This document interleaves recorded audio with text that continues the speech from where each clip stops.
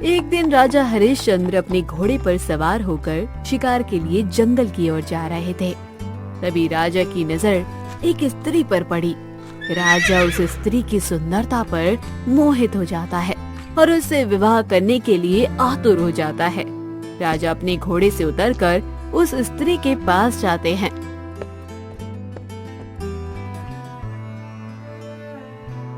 हे सुंदरी, तुम कौन हो और कहाँ रहती हो? पहले आप बताइए, आप कौन हो और आप ये सब क्यों पूछ रहे हो? सुंदरी, मैं उज्जैन नगर का राजा हूँ।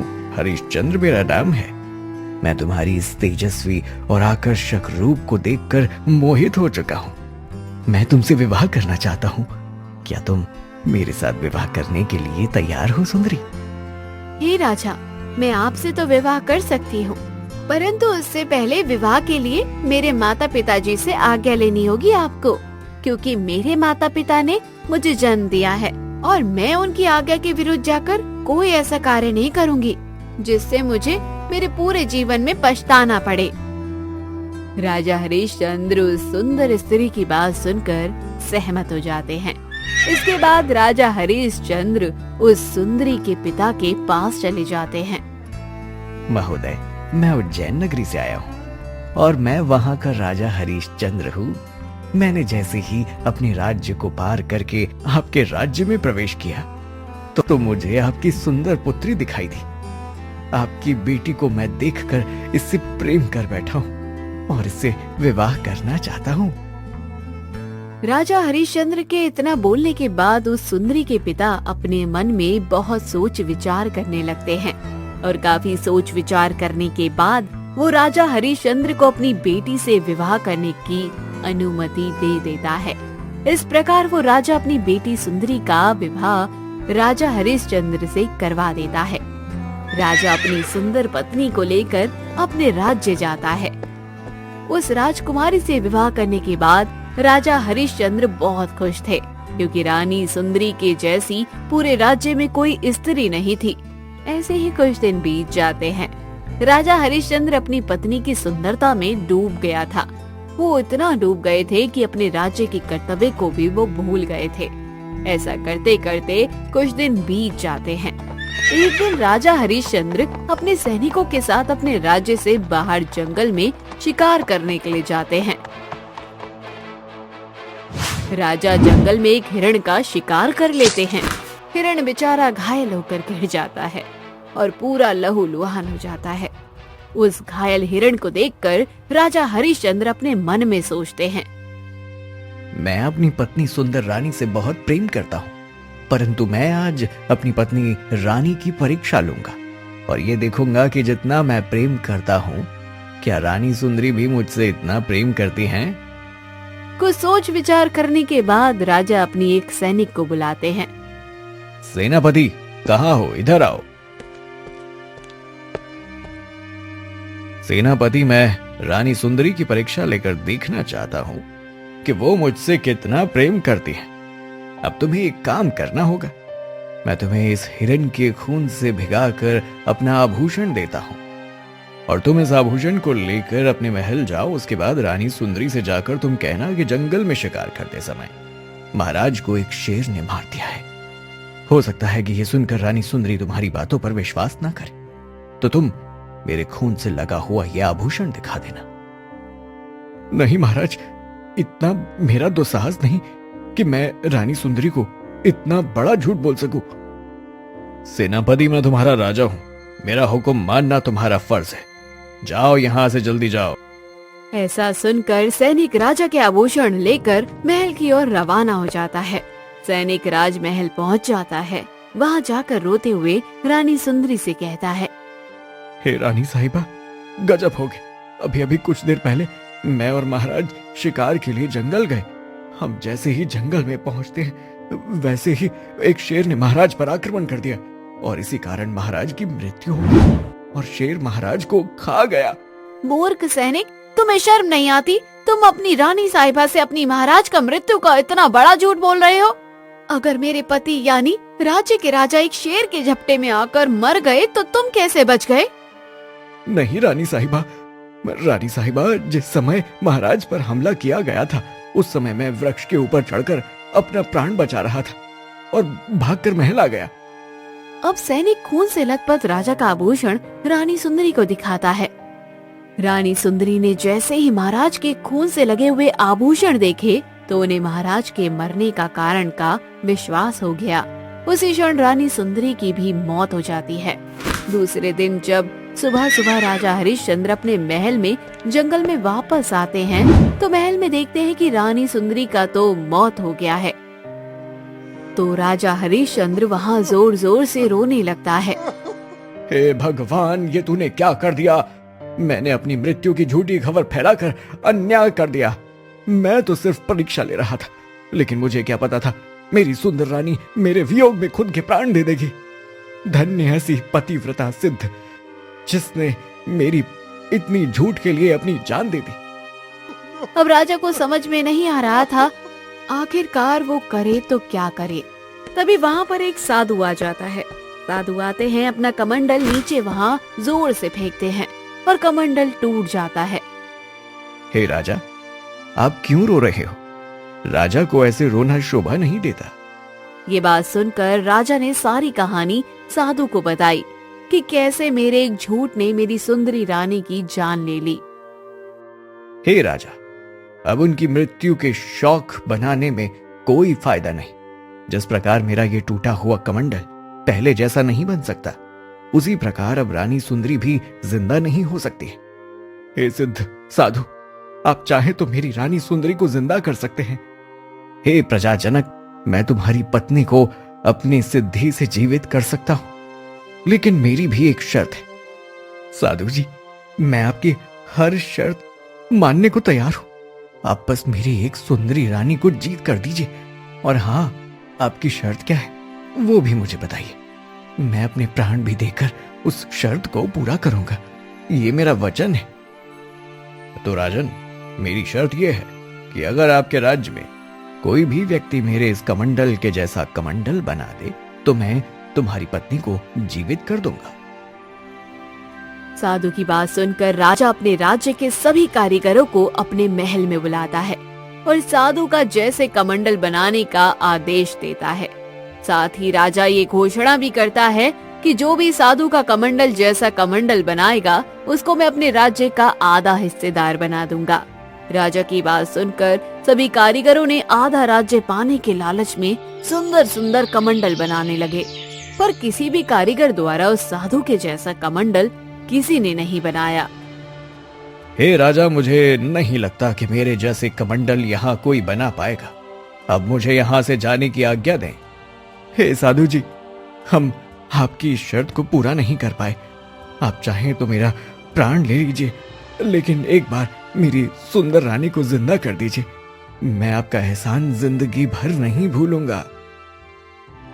अब राजा के बार बार विनती करने से साधु को दया आ जाती है और साधु जैसे ही रानी सुंदरी पर जल छिड़कता है वैसे ही तुरंत रानी सुंदरी जिंदा होकर उठ जाती है।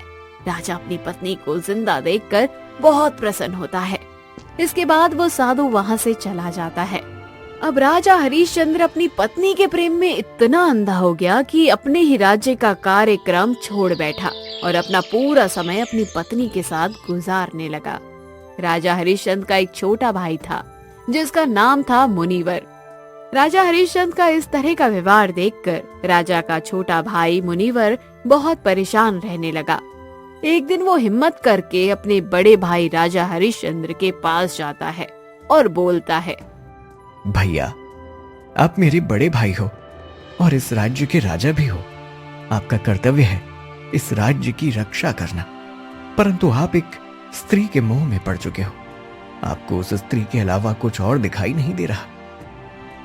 मुनिवर बेचारा इस तरह की बातें अपने भाई को बार बार समझाता, परंतु वो अपनी पत्नी के मोह में इतना अंधा हो गया था कि उसे कुछ भी समझ नहीं आ रहा था। एक दिन राजा हरिश्चंद्र का छोटा भाई मुनिवर अपने अस्तबल में जाता है। वहाँ पर उसे कुछ घोड़े बहुत कमजोर दिखाई पड़ते हैं। मुनिवर उस सैनिक से मिलता है जो घोड़े की देखभाल करता है। अरे सेनापति, ये घोड़े दिन पर दिन कमजोर होते जा रहे हैं। क्या तुम इन सबको चने का दाल नहीं खिलाते हो? मुनिवीर भैया, मैं आपको सच बता देता हूँ, ये घोड़े दिन प्रतिदिन इसलिए कमजोर होते जा रहे हैं क्योंकि रानी साहिबा रात्रि को आती है और इनमें से एक घोड़ा चूमती है और उसी पर बैठकर न जाने कहां जाती है और सुबह होते ही तेज गति से वापस चली आती है।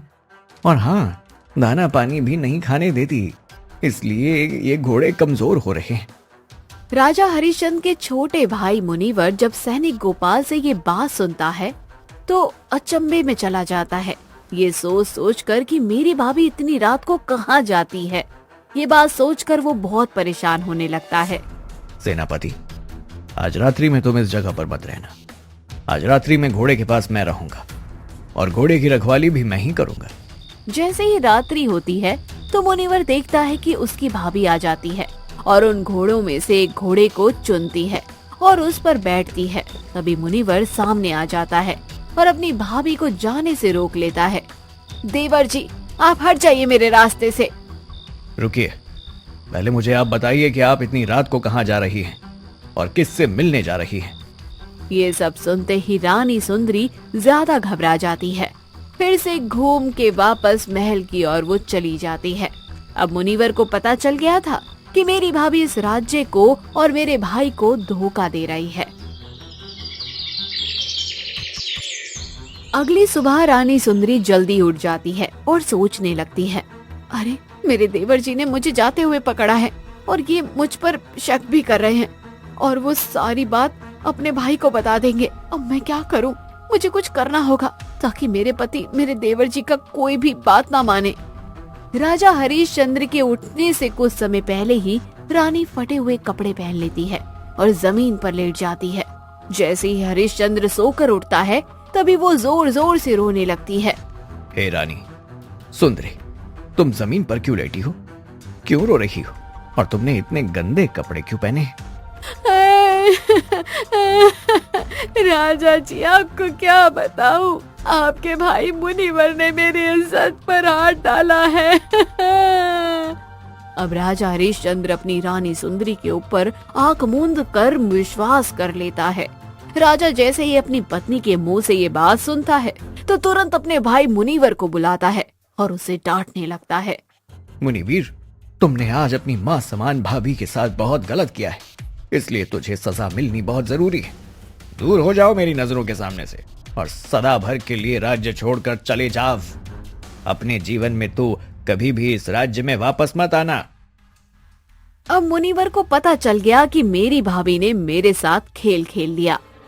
ठीक है भैया, मैं ये राज्य छोड़कर चला जाऊंगा, लेकिन जाने से पहले आपसे एक बात कहता हूं कि आप जिस सुंदरी रानी पत्नी पर इतना मुंह दिखा रहे हो, उससे बच के रहना भैया। इतना कहने के बाद मुनिवर उस राज्य को छोड़कर चला जाता है। उसके जाने के बाद रानी सुंदरी बहुत ज्यादा खुश हो जाती है और अब उसे किसी भी प्रकार का भय नहीं था। उस रात फिर से रानी एक घोड़े पर बैठकर उस पुरुष से मिलने जाती है जिस पुरुष से मिलने वो पहले जाया करती थी। सुनो, तुम इस जंगल में रोजाना मत आया करो। मैं भी इस जंगल में तुमसे रोजाना मिलने के लिए नहीं आऊंगी।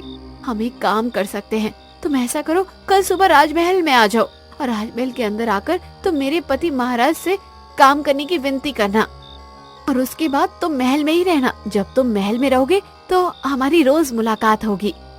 उस पुरुष से ये कहकर रानी सुंदरी वापस महल में आ जाती है। अब जैसे ही सुबह होती है तो रानी का वो प्रेमी महल में आ जाता है और राजा हरिश्चंद्र से बोलता है, हे महाराज, मैं आपके पास के राज्य से आया हूँ और मेरे घर में एक बूढ़ी माँ है। वो बहुत बीमार रहती है और मुझे कहीं भी काम नहीं मिल रहा है। मेरी सहायता कर देते आप तो मेरे घर का गुजारा चल जाता और मैं अपनी बूढ़ी माँ का ठीक से ख्याल रख पाता। अब राजा हरिश्चंद्र उसकी स्थिति को देखकर उसको अपने महल में काम करने का आदेश दे देते हैं। रानी सुंदरी के प्रेमी का नाम था मोहन और मोहन राजा का आदेश पाकर महल में काम करने लगा। अब जैसे ही राजा रानी से कुछ पल दूर होते वैसे ही तुरंत रानी सुंदरी अपने प्रेमी मोहन से मिलने आ जाती और इस तरह काफी समय तक चलता रहा। रानी सुंदरी अपने पति की आंखों में धूल झोंक रही थी और राजा को इस बात की बिल्कुल भी भनक नहीं थी क्योंकि राजा अपनी पत्नी में बहुत ज्यादा डूबा हुआ था। वो उसको अत्यधिक प्रेम करता था। अगले दिन राजा फिर शिकार करने के लिए जंगल में जाता है। जैसे ही राजा हरिश्चंद्र जंगल में प्रवेश करता है, तभी उनको एक सिद्ध मुनि दिखाई देते हैं, जिन्होंने रानी सुंदरी को जीवन दान दिया था। साधु को देखकर राजा हरिश्चंद्र उनके पास जाते हैं। प्रणाम साधु बाबा, आपके दर्शन से धन्य हो गया मैं। हे राजा, मैं तुम्हारे इस तेजस्वी चेहरे को देखकर बहुत ही ज्यादा परेशान हूं, और तुम इतने भोले स्वभाव के, इसलिए लोग तुम्हें बेवकूफ बनाते हैं। राजा हेलो, तुम इस फल को ग्रहण करो। इस फल को ग्रहण करते ही तुम सदा जवान बने रहोगे और तुम्हें कभी भी बुढ़ापा नहीं आएगा। तुम्हारी सुंदरता सदैव बनी रहेगी। वो चमत्कारी फल देकर साधु वहाँ से वापस चले जाते हैं। उस फल को लेकर राजा हरिश्चंद्र सोचने लगते हैं। साधु बाबा, मैं अमर होकर क्या करूंगा? मुझे जवानी और सुंदरता की क्या जरूरत है? मेरी पत्नी मुझसे बहुत ज्यादा प्रेम करती है, इसलिए मुझे ये फल प्रिय पत्नी रानी सुंदरी को खिलाना चाहिए। अगर वो इस फल को खा लेगी तो सदी जवान और सुंदर बनी रहेगी। ऐसा बोलकर राजा हरिश्चंद्र बिना शिकार किए हुए खुशी खुशी महल की तरफ लौट जाते हैं और सीधा रानी सुंदरी के पास आकर उसे फल देते हैं। हे रानी, तुम इस फल को ग्रहण करो। यदि तुम इस फल को ग्रहण करोगी तो तुम हमेशा के लिए अमर हो जाओगी और तुम्हें कभी भी बुढ़ापा नहीं आएगा। ऐसा बोलकर वहाँ से चले जाते हैं, जबकि रानी सुंदरी राजा हरिश्चंद्र पर नहीं बल्कि उस राज्य के कोतवाल मोहन पर मोहित थी। अब रानी सुंदरी सोचने लगती है, एक फल खाकर मैं क्या करूंगी? मैं अमर होकर क्या करूंगी? क्योंकि मैं तो अपनी जान से ज्यादा प्रेम अपने कोतवाल मोहन से करती हूँ। इसलिए इस फल को मेरे कोतवाल मोहन को ही खाना चाहिए और उसे ही अमर होना चाहिए। अब रानी सुंदरी उस चमत्कारी फल को लेकर अपने प्रेमी मोहन के पास जाती है। मोहन, ये फल तुम खा लो और इस फल को खाते ही तुम अमर हो जाओगे और तुम्हें कभी बुढ़ापा नहीं आएगा। अब कोतवाल मोहन एक रूपा से प्यार करता था। रानी सुंदरी को इस बात की भनक तक नहीं थी। कोतवाल मोहन उस फल को हाथ में लेता है और सोचने लगता है, मैं इस फल को अपनी प्रेमिका को दे देता हूँ, जिससे मैं बहुत ज्यादा प्रेम करता हूँ। इसके बाद कोतवाल उस फल को रूपा को देने चला जाता है और वहाँ जाकर रूपा से कहता है, हे प्रिय, तुम इस फल को खा लेना, क्योंकि ये फल बहुत चमत्कारी है। इस फल को तुम खाते ही अमर हो जाओगी और तुम्हारी कभी मृत्यु नहीं होगी। ये कहकर मोहन उस चमत्कारी फल को रूपा को दे देता है और वहाँ से चला जाता है। उसके चले जाने के बाद वो रूपा उस चमत्कारी फल को देखकर सोचने लगती है, आखिर मैं इस फल को खाकर क्या करूंगी? क्योंकि अमर होकर हम कौन सी सिद्धि प्राप्त कर लेंगे? मुझे इस नरक के समान जीवन से मुक्ति नहीं मिल पाएगी। मुझे ये चमत्कारी फल राजा हरिश्चंद्र को देना चाहिए, क्योंकि वो इस राज्य के राजा हैं और हम सबका वो ख्याल भी रखते हैं। इसलिए राजा इस फल को खा लेंगे तो हमेशा जवान रहेंगे और लंबे समय तक अपने प्रजा को सुख भी दिलवाते रहेंगे। इसलिए इस चमत्कारी फल को वही खा सकते हैं, वही हकदार हैं। रूपा को ये बात पता नहीं थी कि एक संत साधु ने ही उस फल को राजा हरिश्चंद्र को दिया था और राजा हरिश्चंद्र ने उस फल को अपनी सुंदर रानी को दिया था और उसके बाद रानी सुंदरी उस फल को अपने प्रेमी मोहन को दे देती है और मोहन ने ये फल अपनी प्रेमिका रूपा को दे दिया था। अगली सुबह उस चमत्कारी फल को लेकर रूपा राजा के महल में पहुंच जाती है। महाराज, मैं आपको प्रणाम करती हूँ। इस दरबार में आज एक बहुत ही अद्भुत और चमत्कारी चीज मैं लेकर आई हूँ और ये अद्भुत चीज आप स्वीकार करिएगा महाराज जी। ऐसी कौन सी अद्भुत चीज है जो तुम हमारे लिए लाई हो? हम भी देखना चाहते हैं। हे प्राण जनक, आज मैं एक ऐसा फल लेकर आई हूँ। ये फल बहुत ही चमत्कारी है। इस फल को खाने के बाद मनुष्य कभी बूढ़ा नहीं होता और ना ही उसकी कभी मृत्यु होती है। तो इस फल को खाकर आप अमर हो जाएंगे। उस रूपा की ये सारी बातें सुनकर राजा हरिश्चंद्र हैरान हो जाते हैं और सोच में पड़ जाते हैं। अरे ऐसा ही चमत्कारी फल मुझे एक साधु बाबा ने दिया था, कहीं ये वही फल तो नहीं है?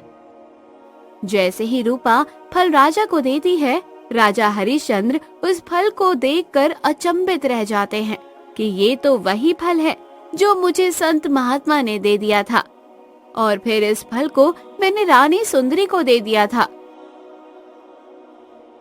ठीक है, हम इस फल को स्वीकार कर लेंगे, लेकिन तुम्हें ये फल कौन दिया? राजा हरिश्चंद्र रूपा से पूछते हैं तो रूपा डर जाती है और रूपा डरते हुए राजा से कहती है, महाराज, ये फल मुझे मेरे प्रेमी मोहन ने दिया था, जो कि आपके राज्य के महल में काम करता है। ये सुनकर राजा हरिश्चंद्र को बहुत गुस्सा आता है। उसके बाद राजा मोहन को अपने पास बुलाता है। मोहन, तू सच सच बता, तुम्हें ये फल किसने दिया? और आगे तुमने झूठ बोला तो तुम्हें फांसी पर चढ़ा दिया जाएगा। नहीं महाराज, ये फल आपकी पत्नी, इस राज्य की रानी सुंदरी ने दिया था। मोहन की ये बात सुनकर राजा हरिश्चंद्र हड़बड़ा जाते हैं और बहुत ही परेशान भी हो जाते हैं। मैं अपनी पत्नी रानी सुंदरी से बहुत प्रेम करता था और उस पर आंख मूंद कर विश्वास करता था, और उसने मेरे पास इतना बड़ा विश्वासघात क्या है? प्रिय, ये फल तुम्हें मैंने दिया था, परंतु ये फल मोहन के पास कैसे आया? राजा हरिश्चंद्र की इस बात को सुनकर रानी सुंदरी बहुत ज्यादा घबरा जाती हैं। इसके बाद रानी सुंदरी राजा हरिश्चंद्र को सब सच्ची बात बता देती है। महाराज, ये सब बात सत्य है कि मैं इस मोहन से प्रेम करती हूँ, और आपके छोटे भाई मुनिवर ने आपसे जो कुछ भी कहा था वो सच ही कहा था। रात्रि को 2 बजे मैं इसी मोहन से मिलने के लिए जंगल में जाती थी। ये सब बातें सुनकर राजा हरिश्चंद्र बहुत हैरान हो जाते हैं और पश्चाताप करने लगते हैं। जिस रानी सुंदरी पर मैंने इतना भरोसा किया, इतना प्रेम, जिस पत्नी ने मेरे एक झूठ पर अपनी जान दे दी थी, ओ मेरे साथ आयशा भी कर सकती है। राजा हरिश्चंद्र बेचारे अंदर से टूट जाते हैं। उसके बाद राजा सैनिकों को बुलाकर अपने छोटे भाई मुनिवर को ढूंढने का आदेश देते हैं। राजा हरिश्चंद्र के आदेश के अनुसार सैनिक राजा के छोटे भाई मुनिवर को ढूंढने निकल पड़ते हैं। ढूंढते ढूंढते सैनिकों को मुनिवर मिल जाता है और सैनिक उसे राजमहल में ले जाते हैं। राजा हरिश्चंद्र अपने छोटे भाई को देखकर काफी खुश हो जाता है। ओ मेरे भाई, मुझसे बहुत बड़ा भूल हो गई और इस भूल का मैं पश्चाताप करूंगा।